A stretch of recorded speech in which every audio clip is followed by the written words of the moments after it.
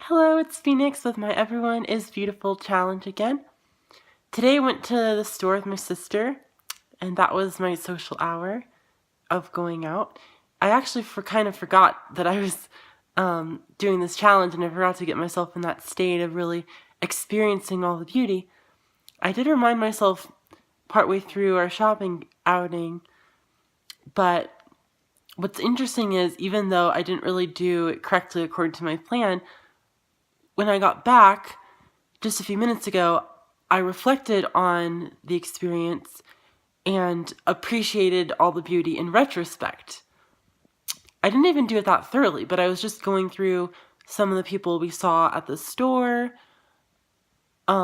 just everything we were talking about, and it's funny because just appreciating something after the fact changes the memory of it. Even though I know when we were there, I felt like it was really nice bonding with my sister and being there, but I also felt kind of like low energy and, not that alive and having that sparkle that I like to have when I'm really present and everything. But now that I've appreciated it in retrospect, it's almost as if I had really, really enjoyed myself and I had been hyper aware of the beauty as moments were unfolding. It's so interesting how, kind of like one of my teachers says, he says, it's never too late to have a happy childhood. Or really with any memory, the way you reflect on it changes how you remember it, and it changes the emotions that come up whenever you remember it. So it was cool to find that, and maybe I'll try doing that more. Maybe at the end of every day I could think back and kind of relive my whole day appreciating it, appreciating the beauty of it, and kind of trick my brain into feeling as if I had an even better day than I actually did. Whoa, I've got to try that. That's cool. Another thing I was noticing in retrospect is how yet another aspect of people's beauty, there's like infinitely many aspects you can notice, is the idea that everyone has a collection of all the people who've influenced them. Within me are so many other people and personalities. I noticed at the store there were a few times when the way that I said something or my voice or my thoughts, I could kind of feel another person or character who I knew living through me in that moment. And I go through those moods, like sometimes my mood is a little bit more like Pinkie Pie from My Little Pony. Sometimes my mood is a little bit more like I thought of an evil character, but like I don't know, just sometimes I feel like I'm trying to be more I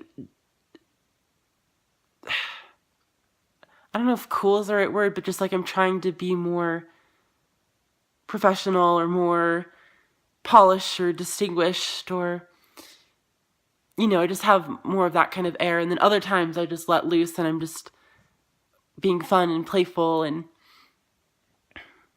with everyone else you can notice the same thing. Everyone just has collected influences from so many other people, and I can think of it almost like a body of water. Like if I have this pool of everyone who's influenced me inside of me, maybe from some people I have a whole pitcher of water and other people just like a tiny drop, but literally every person I've ever met has influenced me and has put in a little drop into my consciousness, and they've become a part of me.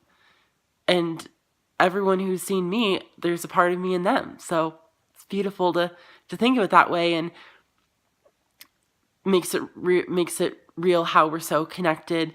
We're not just separate entities whose beauty is separable. Our beauty is interconnected. Our beauty is not even in one place. Like my beauty is dispersed throughout everyone I've interacted with, all the places I've been. It's like there's a part of me that's spread to all those places. And if I think of, my beauty or someone else's beauty, it's not just located in their body or even in their mind or like physically where they are. It's spread around. It's everywhere. Our beauty is everywhere. Isn't that beautiful? I also noticed animals today, and sometimes when I see an animal, because they're not like, since I'm human, I'm very good at noticing human faces and reading people. And of course, I talk to people, and then I get more of a feel for each unique person. But with animals, especially ones I haven't seen a lot of, as maybe with dogs, if I'm seeing a lizard or a bird, I might not distinguish them as well. But even if they may not have the degree of mental complexity we do, they're so unique, and their experiences are so individual that, just like us, once again, it's like they're their collection of everything they've experienced.